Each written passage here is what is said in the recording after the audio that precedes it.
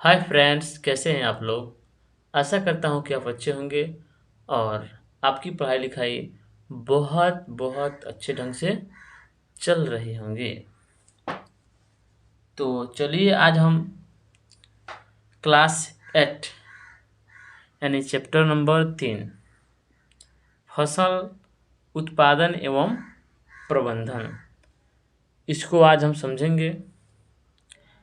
पाठ के अंदर में जितने भी इम्पोर्टेंट बातें होती हैं उस सबको पाठ के लास्ट में यानी यहाँ पे हमने क्या सीखा यहाँ पे दे देता है। तो हम किताब को न पढ़ के इसको भी अगर हम लोग पढ़ लेते हैं तो बहुत सारी बातों का जानकारी हमें हो जाता है। तो चलिए हम इसको भी देख लेते हैं। यानी खेतों में उगाए जाने वाले उपयोगी पौधे क्या कहलाते हैं? फसल कहलाते हैं।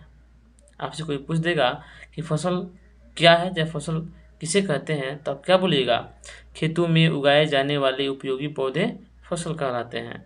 रोटी, कपड़ा, मकान हमारे जीवन की क्या है? मूलभूत आवश्यकता है। वर्षा ऋतु में उपजाई जाने वाली फसलें खरीफ, याद रखिएगा, वर्षा ऋतु में खरीफ। शीत ऋतु में उपजाई जाने वाली फसलें रबी एवं ग्रीष्म ऋतु में उपजाई जाने वाली फसलें जायद कहलाती है। यानी वर्षा के दिनों में धान की खेती होती है, तो धान क्या है? खरीफ है। शीत ऋतु में क्या होता है? यानी जाड़े का मौसम में क्या होता है? रबी फसलें उगाई जाती है। रबी मतलब इसमें गेहूँ। और ग्रीष्म ऋतु में क्या है? जायद की फसलें उगाई जाती है, यानी गर्मी के दिनों में। ठीक है।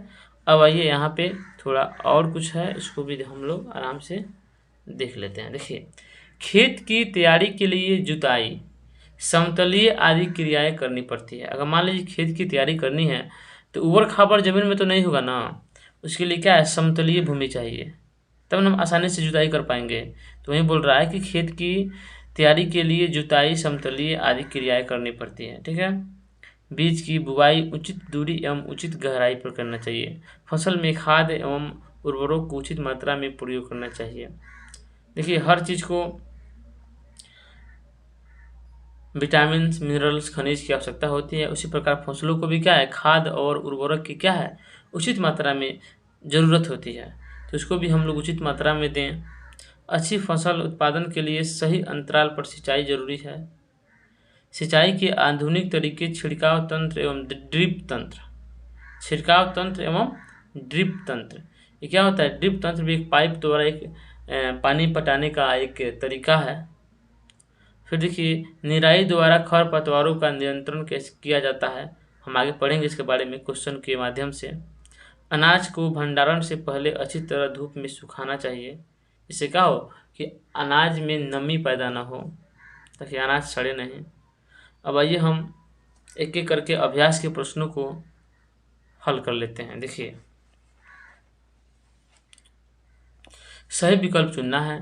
धान की फसल है, क्या है? धान की फसल क्या है? बताइए, रबी है कि खरीफ है कि जायद है कि क एवं ख दोनों है? हमने पढ़ा था कि खरीफ फसल। खरीफ फसल कब उगाई जाती है? तो वर्षा के ऋतु में उगाई जाती है। तो बताइए, धान की फसल क्या है? वर्षा के दिन में उगाई जाती है ना, तो क्या हो गया? खरीफ हो गया ना, खरीफ पे टिक मारिए। चना की फसल, देखिए चना की फसल क्या है? एक रबी फसल है। क्यों?